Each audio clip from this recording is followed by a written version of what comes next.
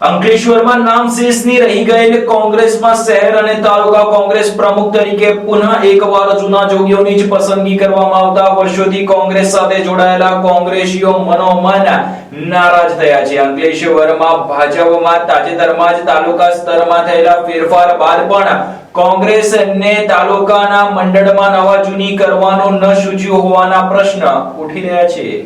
ભરૂચ જિલ્લા કોંગ્રેસ સમિતિના વિવિધ તાલુકા શહેરના સંગઠનના પ્રમુખોની વરણી જાહેર થયા બાદ પુનઃ એ ચર્ચાએ જોર પકડ્યું છે કે કોંગ્રેસ મોવડી મંડળ હજુ એ જૂની રેસના ઘોડાઓ ઉપર જ દાવ ખેલવા માંગે છે. કોંગ્રેસમાં નવા ઉભરાતા ચહેરાઓની સતત અવહેલના કરવામાં આવતી રહી છે. વર્ષોથી ભરૂચ જિલ્લા કોંગ્રેસમાં સત્તાવિહોણા નેતાઓ અને કાર્યકર્તાઓ ઘોર નિરાશામાં ગરકાવ થઈ ગયા છે. જોકે પરિવર્તનની આશામાં હજુ અનેક નેતાઓ તેમજ પાયાના કાર્યકર્તાઓ પક્ષને વફાદાર રહી કાર્ય કરી રહ્યા છે અને એવો આશાવાદ સેવતા આવ્યા છે કે કંઈક પરિવર્તન આવશે, પણ પુનઃ એકવાર પ્રદેશ મોવડી મંડળે તેઓને નિરાશ કર્યા. 2 દિવસ અગાઉ જાહેર થયેલા જિલ્લાના વિવિધ શહેર તાલુકાના પ્રમુખોમાં કોઈ જ બદલાવ ન આવતા આવા કાર્યકર્તાઓ ભારે નારાજ થયા છે.